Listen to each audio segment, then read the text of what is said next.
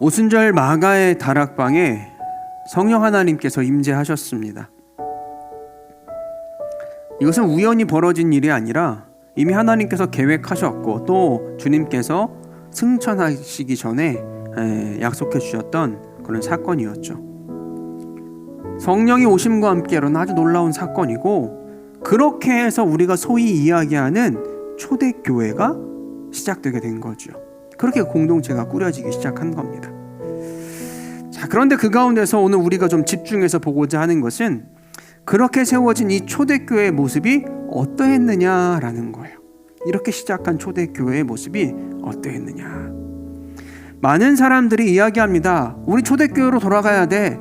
초대교회의 모습을 회복해야 돼 라고 이야기하는데, 그런 초대교회의 모습이 어떠했냐는 거예요. 어떠했기에 우리가 본받아야 되고 어떠했기에 우리가 닮아야 하냐는 거죠. 오늘 본문의 말씀을 보면 한 절을 읽었지만 거기에 아주 심플하게 네 가지의 모습으로 이 초대교회의 모습을 묘사하고 있습니다. 그리고 중요한 사실은 뭐냐면 이 말씀을 읽을 때 그냥 읽어 나갈 게 아니라 각각의 그 내용 하나하나가 마지막 단어인 힘쓰니라라는 이 말씀과 다 연결되어 있다라는 거예요. 여기 나온 네 가지를 가지고 초대교회 성도들이 힘썼다. 그래서 초대교회가 초대교회 될 수 있었다라는 거죠.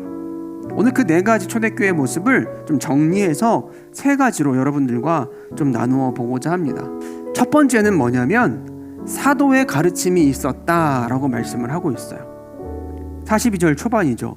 그들이 사도의 가르침을 받아라고 이야기를 했어요. 여러분, 사도의 가르침이 있었다는 게 무슨 뜻일까요? 사도들이 말씀을 전했다라는 의미만을 뜻하는 것인가요? 아닙니다. 이 말씀의 정확한 표현은 이렇게 이야기하고 있어요.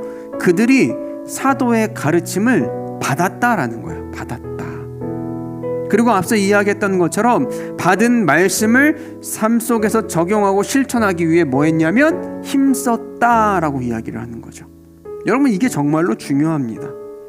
초대교회 성도들은 사도들을 통해서 선포되는 말씀을 그냥 듣기만 하거나 아니면 취사 선택하거나 아니면 뭔가 이건 감당하기 어려워 하고 흘려버리지 않았다는 거예요. 그들은 사도들을 통해서 해석되어지고 교훈되어진 말씀에 헌신하고자 결단했고 실천하고자 발버둥치는 자들이었다라는 겁니다. 여러분, 그래서 초대교회는 능력이 있을 수 있었어요. 여러분, 그래서 초대교회는 역사가 있을 수 있었던 겁니다. 왜? 사도들이 능력이 있었다라기보다 주의 말씀을 목숨을 걸고 지키려고 실천하려고 했던 성도들이 있었기 때문에 그런 거예요. 그렇게 하나님의 말씀에 온전히 헌신된 자들로 가득한 공동체가 어디예요? 초대교회였다고. 초대교회. 보면 오늘날은 어떻습니까?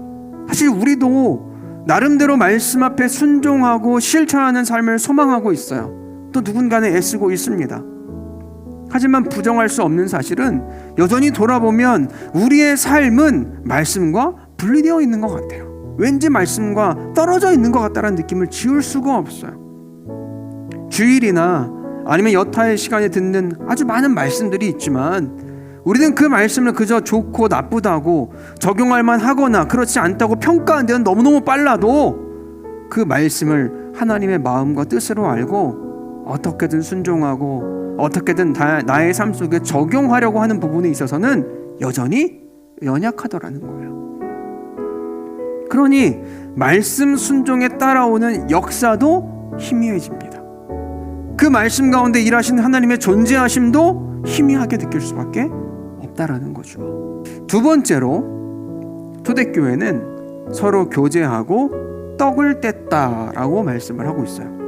오늘 본문을 좀 지나서 46절에도 보면 이렇게 나오죠. 날마다 마음을 같이하여 성전에 모이기를 힘쓰고 집에서 떡을 떼며 기쁨과 순전한 마음으로 음식을 먹었다라고 말씀을 하고 있습니다.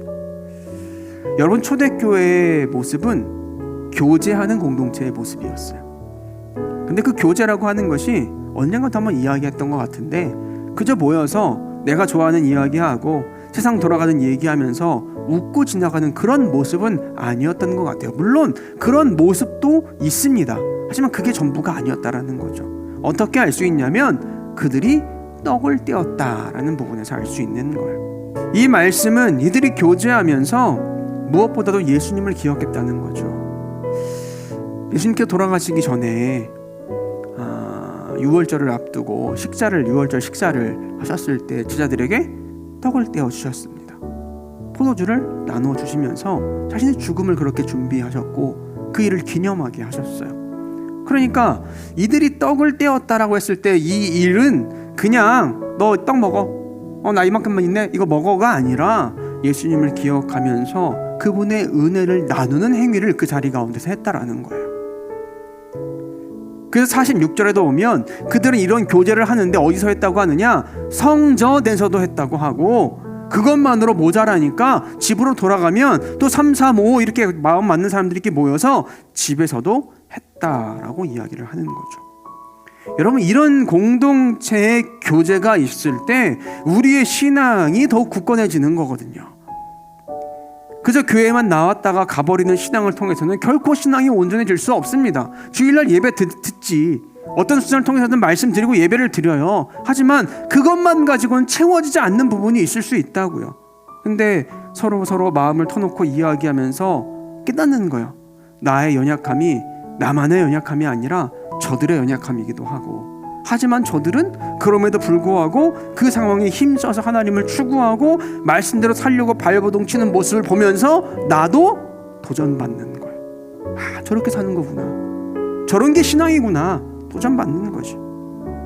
또 누군가는 그런 상황 속에서도 어려움을 고백할 수밖에 없고 눈물 흘릴 수밖에 없는 상황이 있다 치더라도 그 상황 속에서 같이 아파하고 같이 기도해주고 때론 같이 눈물 흘려주면서 위로해줄 수 있는 공동체, 그렇게 은혜와 함께 내 모든 것을 함께 나누면서 교제할 수 있는 이런 공동체가 진짜 믿음의 공동체이고, 신앙인은 거기에서 자랄 수 있는 거죠. 마치 따뜻한 가정에서 온전한 아이가 잘 자랄 수 있는 것처럼 신앙의 공동체는 그런 가정의 모습을 꾸려나갈 수 있어야 하겠다라는 겁니다.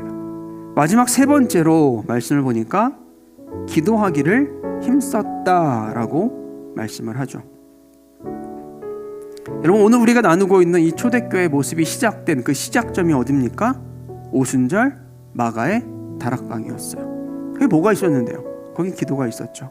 120명의 하나님의 백성들이, 또 예수님의 제자들이 한 마음으로 성령을 구하면서 그 자리에서 간절히 기도했습니다. 그리고 그들이 기도하는 가운데 성령의 임재를 경험하고 난 뒤에 그들의 모습이 오늘 우리가 나누는 초대교회의 모습으로 드러났다는 거예요. 그러면 그렇게 이제 초대교회의 모양이 갖춰졌으니까 이제 기도하는 일을 내려놓아도 되는 겁니까? 그렇지 않아요. 기도는 쉼이 있을 수 없습니다. 하나님께서도 쉬지 말고 기도하라고 말씀하셨어요. 기도가 멈추면 우리 신앙 멈추는 거예요. 기도가 멈추면 공동체도 멈추는 거, 아니 공동체는 주저앉는 겁니다. 보면 앞에서 나눈 여러 가지 초대교회의 모습들이 있었습니다만, 여러분, 그 가운데 가장 중요한 일이 이 기도하는 일임을 우리가 잊지 않았으면 좋겠어요. 교회 성도들이 이처럼 늘 하나님 앞에 기도하기를 힘써야만 교회가 든든해질 수 있는 거거든요. 하나님과의 지속적인 이런 교제가 분명해야지만 성도 간에 나누는 교제도 건강해지는 법입니다. 오늘 이처럼 우리 초대교회의 모습이 어떠했는지를 우리가 간단하게나마 살펴보았어요. 사실 하나하나 따지고 보면 우리가 다 했던 거 아닙니까? 우리 다 했던 거예요. 또 다 알고 있는 거죠. 우리가 뭐 새로울 게 뭐가 있습니까? 예배드리고 말씀을 받아서 순종하기에 힘쓰는 교회, 오케이. 예수님의 은혜를 나누며 교제에 힘쓰는 교회, 오케이. 그리고 기도하는 교회, 오케이. 사실 너무나 당연하고 평범한 내용들 아닙니까? 근데요, 이런 것들을 힘쓰는 것은 쉽지 않아요. 어떤 순간순간 그런 모습을 가지고 그런 모습을 드러내는 것은 누구나 할 수 있습니다. 오늘 기도하자, 오늘 교제하자, 오늘 은혜를 나누자, 오늘 예배하자, 그건 순간순간 할 수는 있어요. 하지만 오늘 말씀 마지막 부분에 나오는 것처럼 그것을 항상 힘쓰는 것은 정말로 쉽지 않습니다. 근데 여러분, 저는 이런 초대교회의 모습, 힘쓰는 모습을 따라가는데, 그리고 그것을 우리가 회복하는데 우리 공동체의 온전함의 길이 있다라고 믿습니다. 그러니 오늘 예배하는 우리 성도들도 초대교회 성도들과 같이 이런 기본적이고 은혜로운 일들에 있어서 힘쓸 수 있기를 간절히 소망합니다.